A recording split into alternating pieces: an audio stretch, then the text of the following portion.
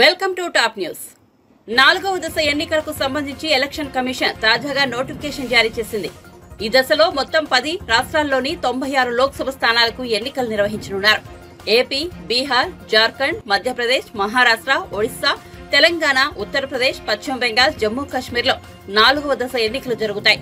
ప్రభుత్వ గెజిట్ ప్రకారం ఈ దశ నామినేషన్ల స్వీకరణకు ఏప్రిల్ 25వ తేదీ చివరి తేదీ, ఏప్రిల్ 26న నామినేషన్ల పరిశీలన చేపట్టనున్నారు.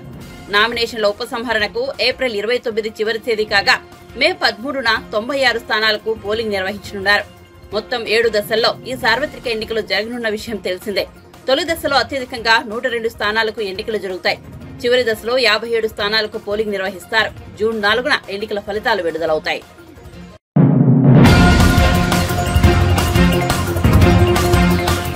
సినీ నటుడు రఘుబాబు కారు ఢీకొనడంతో బీఆర్ఎస్ నాయకుడు సందినేని జనార్దన్ రావు దుర్మరణం చెందారు.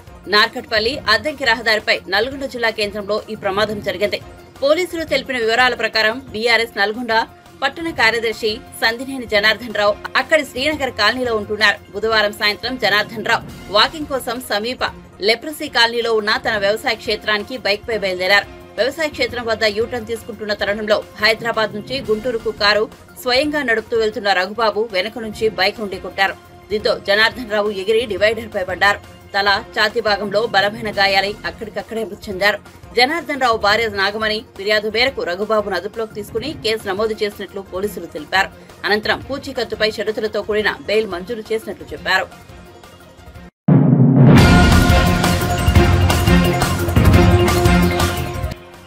టీడీపీ అధినేత చంద్రబాబు మచిలీపట్నం వారాహి విజయబేరి సభలో ప్రసంగించారు. కృష్ణా జిల్లా సాహిత్య సాంస్కృతిక రంగాలకు వేదిక అని అభివర్ణించారు. తాము ప్రజల కోసమే కూటమి కట్టామని అన్నారు. తమ కలయిక స్వార్థం కోసం కాదని చంద్రబాబు స్పష్టం చేశారు. ప్రజలు కూడా తమకు అండగా నిలవాలని పిలుపునిచ్చారు. గతంలో మంత్రులుగా పనిచేసిన 2 నానీలు ఈ జిల్లాకు చెందినవారేనని వ్యాఖ్యానించారు. ఒకడు బూతుల నాని, మరొకడు నీతుల నాని అని ఎద్దేవా చేశారు. ఇక్కడ ఉండే నీతుల నాని మాట్లాడితే 2 చెప్పులు తీసుకుని కథలుగా చూపిస్తుంటాడని అన్నారు. నీతుల నాని నీకు పదవి ఇచ్చింది పవన్ కళ్యాణ్ నన్ను తిట్టడానికా అని ప్రశ్నించారు. ఇక్కడున్నాడు ఈ నీతుల నాని, మాట్లాడితే చెప్పు తీసుకొని 2 చెప్పులు తీసుకొని కథలుగా చూపిస్తా ఉంటాడు. నేను అడుగుతున్నా, నీతుల నాని నీకు పదవి ఇచ్చింది పవన్ కళ్యాణ్ తిట్టడానికని అడుగుతున్నా, నన్ను తిట్టడానికని అడుగుతున్నా. ఈరోజు మా బాలశౌరి నిన్ను తిట్టలేడా అని అడుగుతున్నా, మా నాయకులు తిట్టలేరా అని అడుగుతున్నా. నేను ఒకటే హెచ్చరిస్తున్నా, ఈ సైకో జగన్మోహన్ రెడ్డి ఒక్కొక్క ప్రాంతంలో ఒక్కొక్క సైకోను తయారు చేసి మమ్మల్ని అందరినీ మానసికంగా దెబ్బతీయాలని ఆలోచిస్తున్నాడు. గాని మేము బుల్లెట్లకే భయపడిన వాళ్ళం, వీళ్ళకి భయపడతామా తమ్ముళ్ళు అని మీకు అందరికీ చెప్పేస్తున్నా. ఈరోజు ఇక్కడ వారాహి నుంచి అడుగుతున్నా ఈ యొక్క నీతుల నానిని, అయ్యా ప్రతిరోజు నువ్వు మాట్లాడతావు, నేను ఒకటే నిన్ను సవాలు విసురుతున్నా, ఈ బందరికి ఏం చేశావో చెప్పే ధైర్యం నీకుందా నీతుల నాని అని సవాలు విసురుతున్నా. ఉందా తమ్ముళ్ళు? ఉందా మా ఆడబిడ్డలు? ఏమైనా చేశాడా అని అడుగుతున్నా. ఇలాంటి వాళ్ళు ఇప్పుడు మాట్లాడే పరిస్థితికి వచ్చారు. కానీ ఎన్ని నిధులు తెచ్చావంటే సమాధానం చెప్పడు, ఎంత అభివృద్ధి చేశావంటే సమాధానం చెప్పడు. కానీ ఎక్కడ చూసినా ముడుపులు మాత్రం ప్లానింగ్ లో లేఅవుట్లు ఇవ్వాలన్నా అవినీతి ఉందా లేదా, ముడుపులు ఉన్నాయా లేదా అని మిమ్మల్ని అడుగుతున్నా. ఇంకో పక్క మీరు చూస్తే బందర్లో బైపాస్ రోడ్లో నితీష్ అనే వ్యక్తి 150 కోట్లతో మాల్ కడితే మల్టీపర్పస్ నిర్మాణం చేసి ఎన్ఓసి ఇవ్వకుండా అడ్డం పడింది ఈ నీతుల నాని అని చెప్పి నేను మీకు తెలియజేస్తున్నా. ఇప్పుడే మిత్రుడు అడిగారు, భోగరాజు పట్టాభి సీతారామయ్య గారి మెమోరియల్ కట్టాలంటే ఎన్ఓసి ఇవ్వకుండా అడ్డం పడ్డారు. నేను చెప్తున్నా, మొదటి రోజునే ఎన్ఓసి ఇస్తాం, భోగరాజు పట్టాభి సీతారామయ్య గారి మెమోరియల్ కడతామని చెప్పి కూడా నేను మీకు తెలియజేస్తున్నా. ఈ రోజు ఇంకొక పక్క ఎక్కడ చూసినా కబ్జాలకు అడ్డు లేదు.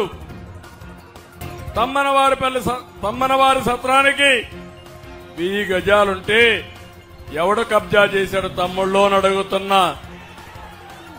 ఇంకో పక్కన రంగనాయక స్వామి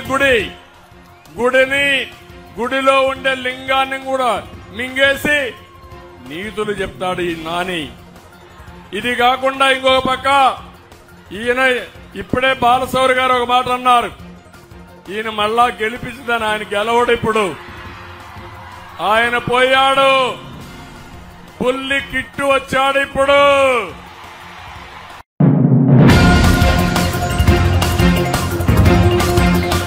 కృష్ణా జిల్లా మచిలీపట్నంలో వారాహి విజయబేరి సభలో జనసేనాని పవన్ కళ్యాణ్ ప్రసంగిస్తూ భారతదేశానికి జాతీయ పతాకం అందించిన పింగళి వెంకయ్యను స్మరించుకుంటున్నానని తెలిపారు.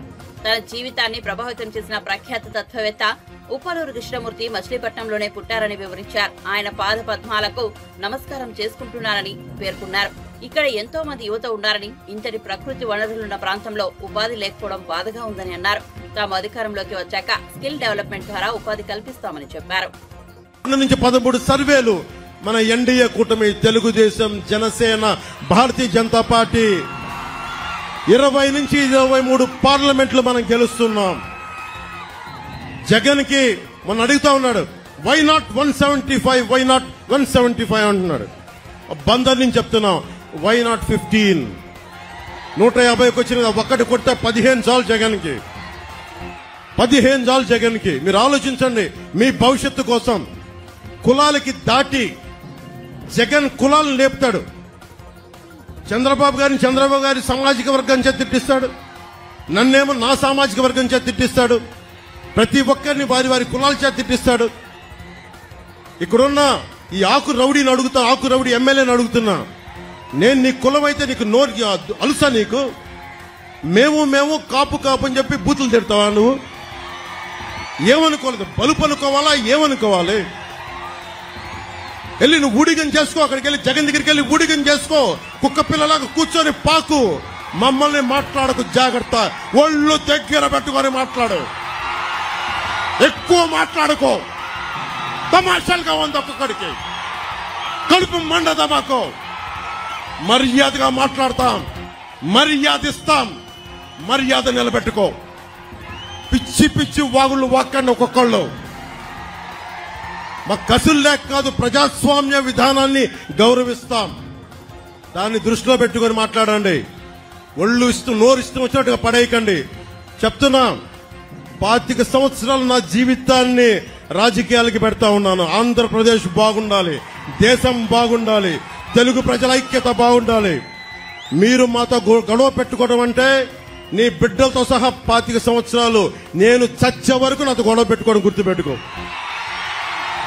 చాలా సహనం, మాకు చాలా సహనం. చంద్రబాబు గారు నిజంగా చెప్తున్నాను, ఆయన కక్ష పూర్తి ధోరణే ఉంటే పెద్దిరెడ్డి రామచంద్రారెడ్డి అనే వ్యక్తి వచ్చేవాడు కాదు. ఎప్పుడు ఆయన చేసిన అక్రమ కేసులు ఎప్పుడో లోపల పెట్టించేవారు. ఆయన పెద్ద మనసు వదిలేశారు ఆయన. అలాగే చెప్తా ఉన్నాను, ఈ రోజున పెద్దిరెడ్డి రామచంద్రారెడ్డి గారు గాని, మిథున్ రెడ్డి గారు గాని, వాళ్ళకంట కూర్చోబెట్టి వాళ్ళ ఏరియాలో ఎవరు రాకూడదంటారు. వాళ్ళ నియోజకవర్గాలు ఎవరు వచ్చినా వాళ్ళు ఊరుకోరంటారు. వాళ్ళు వచ్చి రాష్ట్రం అంతా కెలకొచ్చే. మీరందరూ రాష్ట్రంలో పిఠాపురం దగ్గర నుంచి బందర్ దగ్గర నుంచి అన్ని మానవ వనరులు, అన్ని సహజ వనరుల్లో మీరు ఏళ్లు పెట్టండి. మేము చూస్తూ కూర్చుంటాం, చేతులు కట్టుకొని, నోట్లో ఏళ్లు పెట్టుకొని. చూపిస్తాం మీకు భవిష్యత్తులో మీకు ఎలా ఉంటుందో. మీకు అన్యాయం మీకు తిరగబడితే ఎలా ఉంటుందో మీకు చూపిస్తాం. మీకు ముఖ్యంగా యువతకి చెప్తున్నాను, మీరు కులాలని దాటి రండి, జిల్లాల్ని దాటి రండి, ప్రాంతాలని దాటి రండి. చంద్రబాబు గారికి ఒకటే చెప్పాం, మీరు కుల గణాంకాలు తీస్తా ఉన్నారు సార్. మనం అందరం కుల గణాంకాలతో పాటు స్కిల్ డెవలప్మెంట్ గణాంకాలు తీయాలి. ఇంతమంది యువతున్నారు, మీరున్నారు ఇక్కడ, 2 వేళ్లు చూపిస్తా ఉన్నారు, పిడికిలు చూపిస్తా ఉన్నారు. ఇంతమంది యువతున్నారు, మేడల పైన, మిద్దెల పైన ఆడపడుచులు అంతమంది ఉన్నారు. మీకేం కావాలి? మీ అభిరుచి ఏంటి? మీకు దేంట్లో ఇష్టపడతారు? మీరు దేనికి నచ్చుద్ది? మీకు మీ స్కిల్ డెవలప్మెంట్ ఏం కావాలి? మీకు ఎంతమందికి పైలట్లు అవ్వాలని ఉంటుంది, లేదంటే టెక్నీషియన్స్ అవ్వాలని ఉంటుంది? ఎంతమంది ముస్లిం యువతలో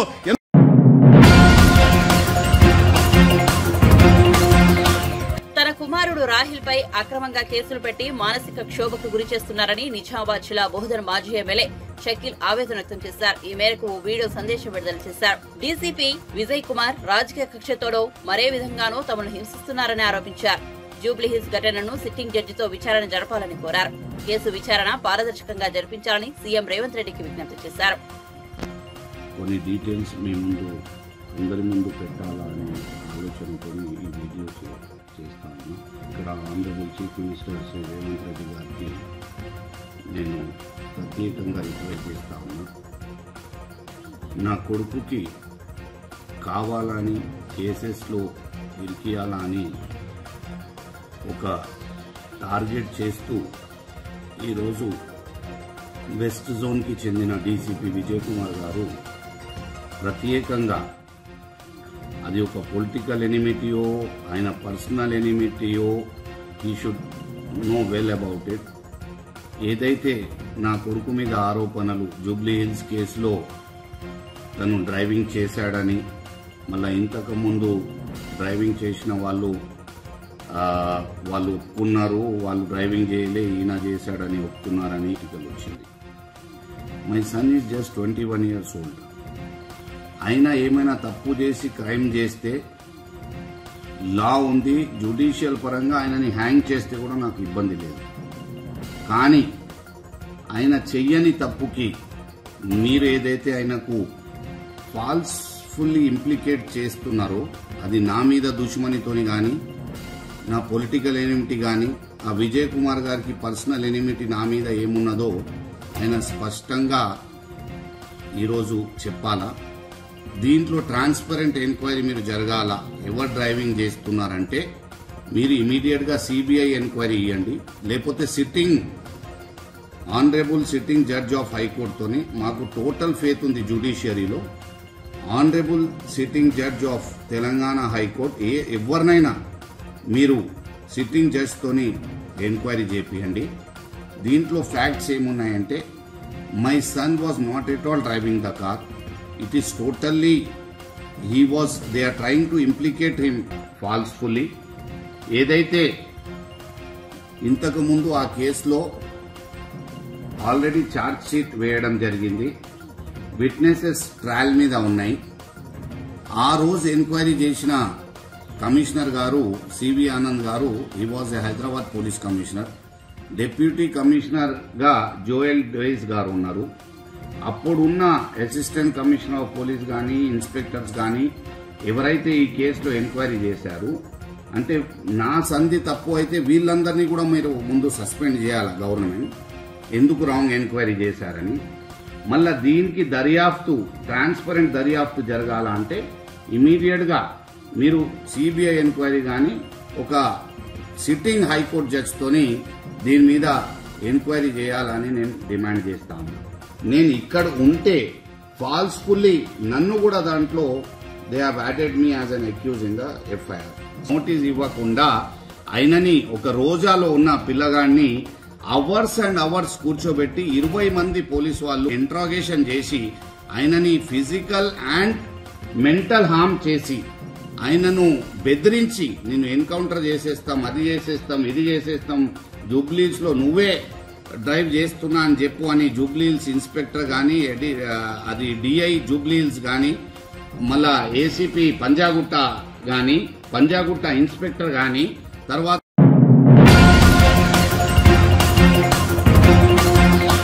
వేల కోట్ల నల్లధనాన్ని బాండ్ల రూపంలో సేకరించి బీజేపీ రాజకీయ లబ్ది కోసం వినియోగించుకుందని మంత్రి పొన్నం ప్రభాకర్ ఆరోపించారు. హనుమకొండ జిల్లా పెంచికల్పేట గ్రామంలో శ్రీరామనవమి వేడుకల్లో ఆయన పాల్గొని ప్రత్యేక పూజలు చేశారు. అనంతరం మీడియాతో మాట్లాడుతూ శరత్ చంద్రారెడ్డి 500 కోట్ల బాండ్ల రూపంలో విరాళంగా ఇవ్వడంతో లిక్కర్ కేసులో ఆయనకు బెయిల్ వచ్చిందన్నారు. ఎన్నికల బాండ్లను సుప్రీంకోర్టు తప్పుపట్టినప్పటికీ ప్రధాని సమర్థించడం సరికాదన్నారు. రాజకీయ పార్టీలు బాండ్ల రూపంలో కూడా చందాలు తీసుకోవచ్చు అనేటువంటి విధానాన్ని నరేంద్ర మోడీ గారి ప్రభుత్వం తీసుకొచ్చింది. బాండ్లు అంటే గ్రామీణ ప్రజల ప్రాంతాలకు తెలిసినా తెలియకపోయినా ప్రధానమంత్రి మొన్నటి ప్రకటనతోటి ప్రతి ఒక్కరికి తెలిసే విధంగా ఎవరైనా నల్లధనం ఉన్న వాళ్ళు పార్టీలకు బాండ్ల రూపంలో ఇయ్యొచ్చు అనే దాని మీదనే చట్టం తెచ్చిన అంటే ప్రభుత్వంలో ఉన్న పెద్దలు బాండ్లను ఏ విధంగా నల్లధనాన్ని చందాల రూపం తీసుకున్నా అర్థమైపోతుంది. సుప్రీంకోర్టుకు ధన్యవాదాలు. ఈ మొత్తం భాగవతాన్ని బయటపెట్టి ఒక్కొక్క సంఘటన ఒక్కొక్క డోనార్, ఉదాహరణకు శరత్ చంద్ర రెడ్డి 500 కోట్లు ఇచ్చిండుంటే ఇచ్చిన తర్వాత ఆయనకు బెయిల్ వచ్చింది. ఇంకొక ఆయన 100 కోట్లు ఇచ్చిండుంటే ఆయనకు ఒక కాంట్రాక్ట్ వచ్చింది. ఇట్లా భారతీయ జనతా పార్టీకి ఇచ్చిన వేల కోట్ల రూపాయల బాండ్లు రాజకీయ లబ్ధికి, రాజకీయ ప్రయోజనాలకు క్రిప్టో కింద ఈ విధంగా ఈ దేశంలో ఉన్న దోపిడీని నేరుగా బహిరంగంగా చేపట్టి నాకు పూర్తిగా రాజకీయ అవమానంగా అనిపించింది ప్రధానమంత్రి మాటలు విన్న తర్వాత. నల్ల డబ్బున్నోడు రాజకీయ పార్టీలకు ఇస్తారంటే నల్ల డబ్బును మీ దగ్గరికి వస్తే తెల్లగైపోతాయా? డబ్బును చర్య తీసుకోవాల్సింది పోయి ఆ డబ్బును బాండ్ల రూపంలో అధికారంలో ఉన్న కేంద్ర ప్రభుత్వం తీసుకొని దాన్ని ప్రధానమంత్రి సమర్థిస్తుందంటే అవినీతిని ఏ విధంగా ప్రోత్సహించిందో ఈ గ్రామీణ ప్రాంతాల్లో ఉన్నటువంటి ప్రజలు అర్థం చేసుకోవాలి.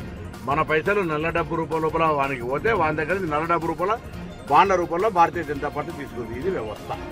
దీన్ని దయచేసి అర్థం చేసుకోవాలి. ఇప్పుడు ఈ రాజకీయాలు అందుకే ఉత్తర భారతదేశంలో లాభం పడిపోతున్నప్పుడు ఇక్కడ ఉండబడేటువంటి జిమ్మికులు జరుగుతాయి. ఏది ఏమైనా తప్పకుండా రాముడు న్యాయం చేస్తారు.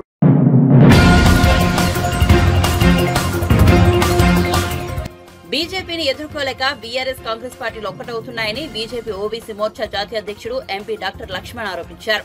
బీఆర్ఎస్ అంటే అహంకారం, కాంగ్రెస్ అంటే అబద్దాలు, బీజేపీ అంటే అభివృద్ధి అంటూ చెప్పుకొచ్చారు. పార్లమెంట్ ఎన్నికల్లో ప్రజలను మభ్యపెట్టేందుకు కాంగ్రెస్ రుణమాఫీ ఎత్తుగడ వేస్తోందని అన్నారు. ఆగస్టు 15 వరకు 2 లక్షల రైతు రుణమాఫీ చేస్తామంటూ సీఎం రేవంత్ రెడ్డి మాట్లాడుతున్నారని, ప్రజలను మళ్లీ మోసం చేసేందుకు ప్రయత్నిస్తున్నారని అన్నారు.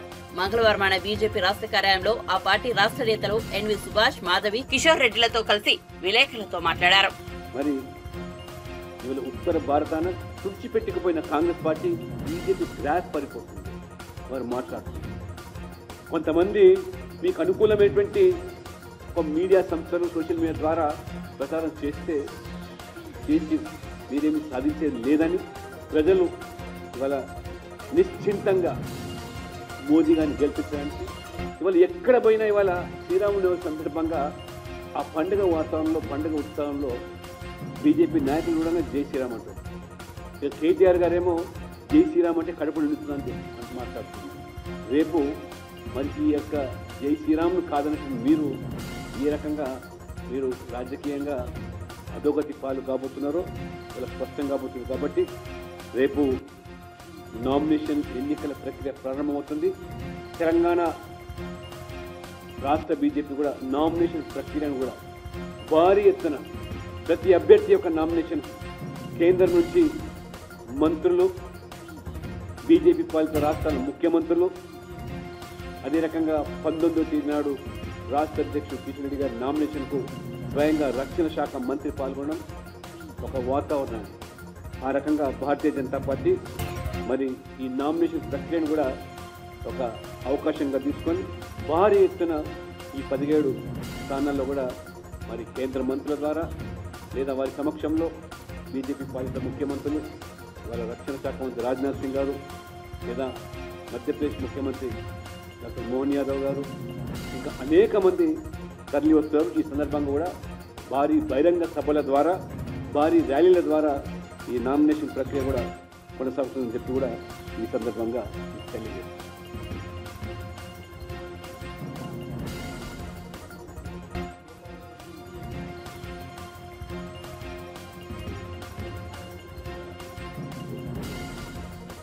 మరి ఆ ప్రశ్న మీరు వారిని అడగాల. మరి భారతీయ జనతా పార్టీకి అంత మాకు ఆ గతి పట్టలేదు. మేము ఏదైనా రాజకీయంగానే ఎదుర్కొంటాం ఎవరినైనా. మేము మా యొక్క ఎజెండా కూడా మోదీ గారి ఎజెండా అభివృద్ధి, సంక్షేమము, ఈ యొక్క సాధించిన విజయాలు, ఆ ప్రగతి నివేదికతోనే ప్రజల మధ్య చేరుతున్నాం. కానీ మీ మాదిరిగా ఎమోషనల్ బ్లాక్మెయిలింగు, లేకపోతే కులాన్ని, మతాన్ని వాడుకొని రాజకీయ లబ్ధి పొందాలనేది కించిత్తు ఆలోచన బీజేపీకి లేదు. ఇవాళ మోదీ అంటే ఇవాళ man of development of India.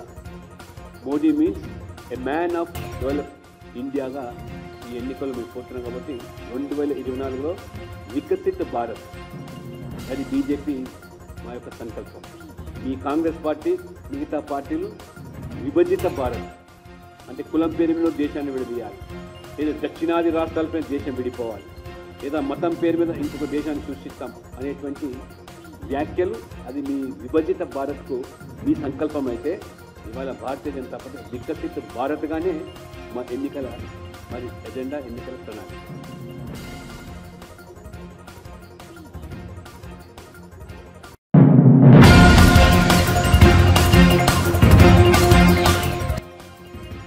ఎన్నికల నోటిఫికేషన్ కు ఒక రోజు ముందు బుధవారం జీహెచ్ఎంసీ పరిధిలో సుమారు 5.41 లక్షల ఓటర్లను ఓటర్ల జాబితా నుండి తొలగించామని ప్రకటించడం ఆశ్చర్యానికి గురిచేసిందని PCC vice president G Niranjan అన్నారు. నకిలీ అడ్రస్లతో ఉన్న వారిని, చనిపోయిన డూప్లికేట్ ఓటర్లను తొలగించి ప్రక్షాళన చేస్తే మంచిదేనని తెలిపారు. అయితే ప్రక్షాళన పేరు మీద జాబితాలో అసలు ఓటర్ల పేర్లు గల్లంతయ్యే ప్రమాదం ఉందని బుధవారం ఒక ప్రకటనలో ఆందోళన వ్యక్తం చేశారు. ఇప్పుడు జాబితాలో తమ పేరు వెరిఫై చేసుకుని అందులో లేకపోతే ఎన్నికలకు ముందు నమోదు చేసుకునే అవకాశం కూడా లేదన్నారు. ఎన్నికల రోజున ఎదురయ్యే గందరగోళానికి ఎన్నికల సంఘం బాధ్యత వహించాలన్నారు. No party or candidate shall include in any activity which may aggravate existing differences or create mutual hatred or cause tension between different castes and communities, religious or linguistic. అని స్పష్టంగా మోడల్ కోడ్ ఆఫ్ కండక్ట్ లో, general conduct లో first point ఈ point ఉందన్నమాట కూడా మీకు మనం చేస్తూ ఉన్నాం. నరేంద్ర మోడీ గారు రామ మందిరం గురించి ప్రశ్నించినప్పుడు ఆయన ఏం చెప్పడం జరిగిందంటే,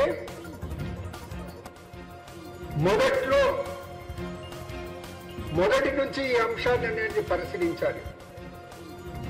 కొన్ని వందల సంవత్సరాల నుంచి ఈ అంశం ఉంది. పరోక్షంగా కాంగ్రెస్ ప్రస్తావిస్తూ వీరు ఈ అంశాన్ని అనేది రిజాల్వ్ చేయదలుచుకోలేదు, పరిష్కరించదలుచుకోలేదు. ఎందుకంటే దీని ఓట్ బ్యాంక్ రాజకీయానికి వాడుకోవటానికి అనేది పరిష్కరించదలుచుకోలేదు. అందుకే వారు అనేది అప్పట్లోనే వారికింత దశాబ్దాల క్రితమే కోర్టులో పరిష్కరించూనుకుంటే అప్పుడే రిజల్వ్ అయిపోయే మాట ఆయన చెప్పడం జరిగింది. అంతేకాదు ఇంకో విషయం చెప్పిండు. ఇప్పుడు అనేది కోర్టులో అనేది జడ్జిమెంట్ ఇచ్చే తరుణంలో జడ్జిమెంట్ రాకుండా చేసే ప్రయత్నం చేశారనే అలిగేషన్ ఆయన కాంగ్రెస్ మీద చేయటం జరిగింది. అది పూర్తిగా వాస్తవ విరుద్ధం అన్నమాట మేము మనం చేస్తా ఉన్నాం. అసలు రామజన్మభూమి ఉన్నటువంటి అప్పట్లో బాబీ మస్జిద్ యొక్క ఆ తలుపులు తెరిచింది ఎవరు? ఆ తాళాలు తీసింది ఎవరు? కాంగ్రెస్ హయాంలో, కాంగ్రెస్ సర్కారులో అప్పట్లో ప్రధానమంత్రిగా ఉన్నటువంటి రాజీవ్ గాంధీ గారు తాళాలు తెరిచింది కదా. ఇది వాస్తవం కాదా? ఆ వాస్తవాలు అనేది మర్చనేది ఈ రోజు అనేది కాంగ్రెస్ ఒక మతం ప్రజలను కాంగ్రెస్ కు వ్యతిరేకంగా మలచటానికి ప్రయత్నం చేస్తున్నాడు. కానీ ప్రజలు నమ్మరనే మాట కూడా నేను మనవి చేస్తా ఉన్నాను. ఆయన ఇంకొక మాట మాట్లాడారు.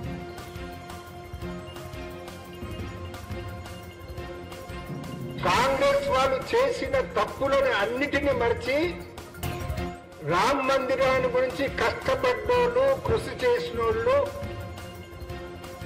కాంగ్రెస్ వాళ్ళు చేసినటువంటి తప్పులను మర్చి వారి ఇంటికి వెళ్ళేసి ఇన్విటేషన్ ఇస్తే తిరస్కరించారన్నమాట ఆయన మాట్లాడటం జరిగింది. అది శుద్ధ అబద్ధం, అది తప్పు అనే మాట నేను మనవి చేస్తా ఉన్నాను. ఈ విధంగా ప్రచారం చేయటం అనేది ప్రధానమంత్రి పదవిలో ఉన్నటువంటి వ్యక్తికి తగదు. అందుకే ఎలక్షన్ కమిషన్ తోటి తెలంగాణ ప్రదేశ్ కాంగ్రెస్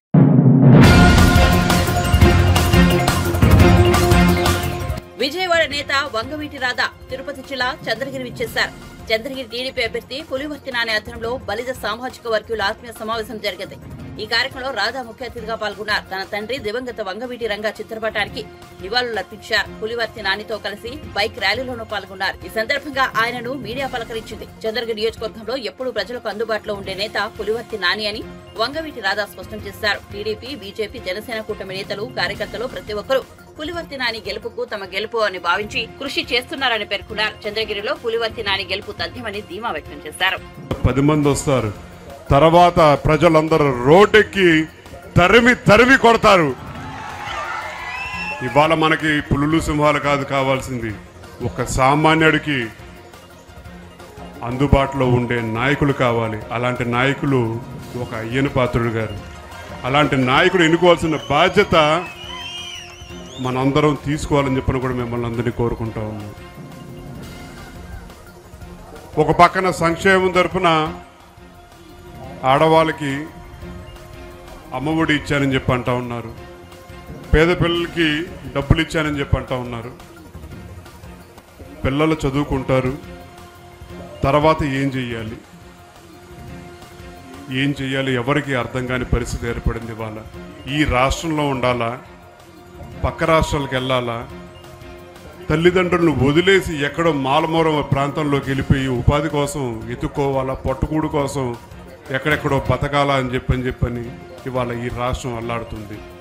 ఈ ప్రాంతం అతి ముఖ్యంగా అల్లాడుతుంది. ఈ ప్రాంతానికి ఉపాధి కల్పించే శక్తి, ఒక సామర్థ్యం ఉన్న నాయకుడు ఎవరని చెప్పంటే ఇక్కడ పార్లమెంట్ కింద నుంచుంటున్న ఒక సీఎం రమేష్ గారని చెప్పని కూడా మీ అందరి సభాముఖంగా తెలియజేస్తా ఉన్నాను. మీరందరూ ఎంతో విజ్ఞతతోటి ఆలోచించాల్సిన అవసరం ఉంది. ఈ ఎన్నికల్లో తప్పకుండా మన నాయకుల్ని మనం గెలిపించుకోవాలి. ఈ 2 పార్టీల నాయకులనే కాదు, ఈ 2 పార్టీల్ని నుంచోబెట్టి ఎంతో త్యాగం చేసిన ఒక జనసేన వాళ్ళు కూడా ప్రతి ఒక్కరిని మనం గుర్తుంచుకోవాల్సిన అవసరం ఉంది. ఆయన కళ్యాణ్ గారు ఇవాళ మద్దతు తెలియజేస్తున్నారని చెప్పంటే ఆయనకు ఒక పూర్తి నమ్మకం. ఆయన అభిమానులు కానీ, ఆయన కార్యకర్తలు కానీ, జన సైనికులు కానీ ఆయన మాట ఇస్తే తప్పకుండా ఎవరినైనా గెలిపించే సత్తా ఉందని చెప్పని తెలుసు కాబట్టే ఆయన ఈ కూటమికి మద్దతు ఇచ్చారు. ఇవాళ ఈ అనకాపల్లి ప్రాంతంలో 3 చోట్ల పోటీ చేస్తూ ఉన్నారు. ఈ కూటమి విజయం ఇవాళ కూటమి విజయం కిందే కాదు, ప్రజా విజయం కింద కూడా మనందరం చూపించాలి. ఈ ప్రజా బలం ఏంటో చూపించాలని చెప్పని కూడా మిమ్మల్ని అందరూ కోరుకుంటూ, జనం ముఖ్యమా లేదా జగన్ రెడ్డి ముఖ్యమా అని చెప్పని కూడా మీరందరూ ఆలోచించాలని చెప్పని కోరుకుంటూ, జన చైతన్యం వచ్చిందని చెప్పంటే, యువశక్తి ముందు కదిలి వచ్చిందని చెప్పంటే ఎవరినైనా సరే తిరిగి వెనక్కి బస్సు యాత్ర కాదు, ఏ యాత్ర అయినా సరే మళ్ళీ వెనక్కి తరిమి కొట్టే శక్తి ఉందని చెప్పని కూడా మీ అందరి తెలియజేయాలని చెప్పని కోరుకుంటూ, నాకు అయ్యన పాత్ర గారికి 2004 నుంచి పరిచయం. ఆయన ఎప్పుడు సరదాగా ఉంటారు, అందరికీ అందుబాటులో ఉంటారు. ఇది అలాంటి నాయకుడిని మనందరం గెలిపించుకున్న తర్వాత 5 సంవత్సరాల పాటు ఆయన మీ అందరి బాధ్యత తీసుకుంటారని చెప్పని కూడా కోరుకుంటూ, అలాగే ఆయన తర్వాత మా సోదరుడు విజయ్ ఉన్నాడు. ఈ కార్యక్రమానికి విజయ్ రమ్మని చెప్పని